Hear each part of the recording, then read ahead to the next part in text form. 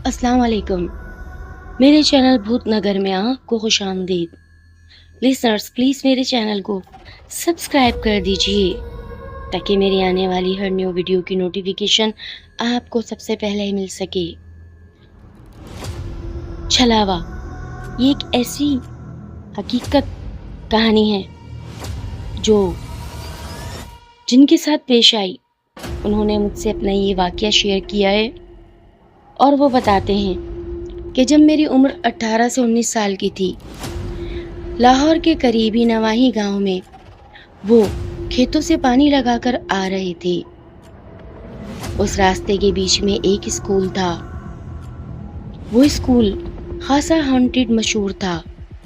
वहाँ पर एक सरकटे का वास था, लेकिन वो सरकटा सिर्फ स्कूल की हद तक ही था।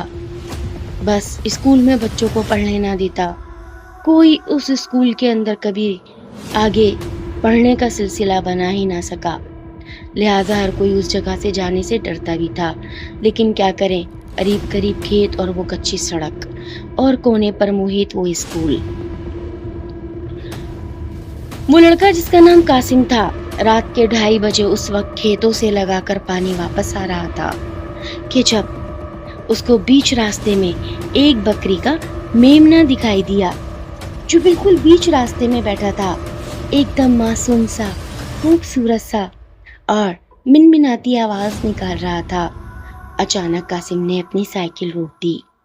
उसको पता था सामने से वो स्कूल भी दिख रहा था, लेकिन गांव के लोग चूंकि बहुत ज्यादा पुरएतमाद और मजबूत आसाब के मालिक होते हैं, उसने इस बात को इग्नोर किया और उसने वो बच्चा ये समझते हुए अपनी साइकिल के बैक पर रख लिया कि ये जिस किसी का होगा, सुबह देखते हैं, निकल आया होगा। चरवाहों का तो पता ही होता है, जिन्होंने भेड़ बकरियां पाली होती हैं, उन मौलूद बकरी का बच्चा था।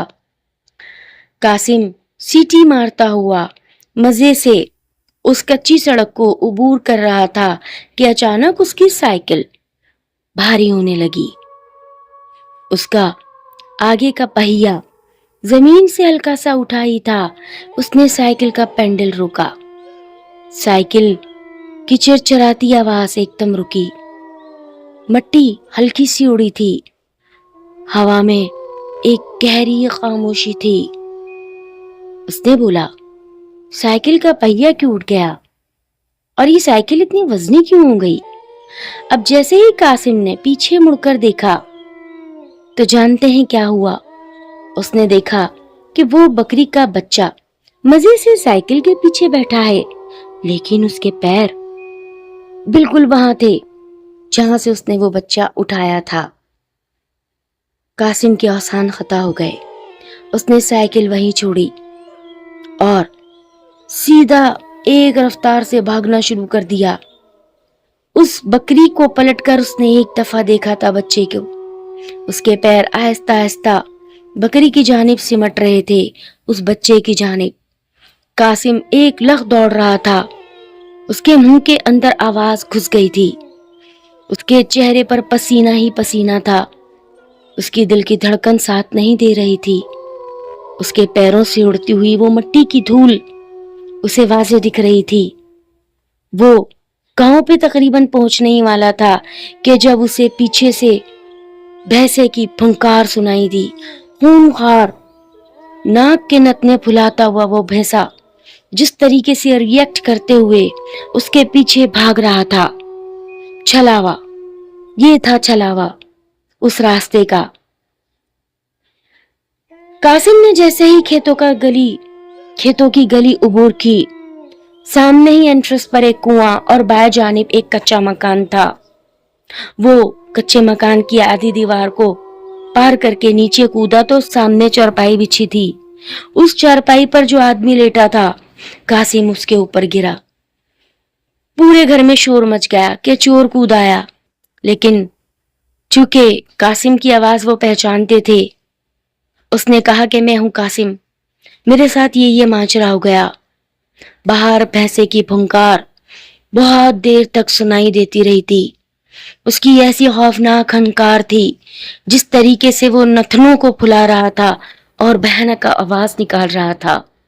पूरे घर वाले उसकी आवाज सुनकर इंतहाई खौफजदा हो रहे थे। ये बहुत ताकतवर छलावा था। सुना है जब वो भैंसे का रूप ले ले तो सामने वाले को मार ही छोड़ता है, लेकिन कासिम की किस्मत अच्छी थी, वो बाल बाल बचा, वरना कासिम की मौत तय थी। सुबह हो गई थी, छलावा की आवाज आना बंद हो गई थी। उस भैंसे की भयानक आवाज जिससे लर्जा तारी हो रहा था। कासिम के होश ठिकाने न थे, लेकिन फिर भी उसने खुद के आसाब मजबूत किए और अपने घर की राह ली। अपने घर वालों को तमाम किस्सा कह सुनाया और फिर अपने बाप से खूब डांट भी खाई थी। उसके बाद आधी रात को कभी उस रास्ते से ना गुजरे। ये जंगल का एक शॉर्टकट रास्ता था। रास्ते और भी होते हैं, लेकिन कुछ रास्ते छलावों की आमाज का होते हैं, और अगर कोई आधी रात को भूले भटके इनकी जद में आ जाए तो फिर आप समझ सकते हैं छलावा छल ही करता है। लिसनर्स, ये 100% रियल स्टोरी थी एंड आई होप आपको पसंद आई होगी। अगर पसंद आ जाए please don't forget to like. शुक्रिया।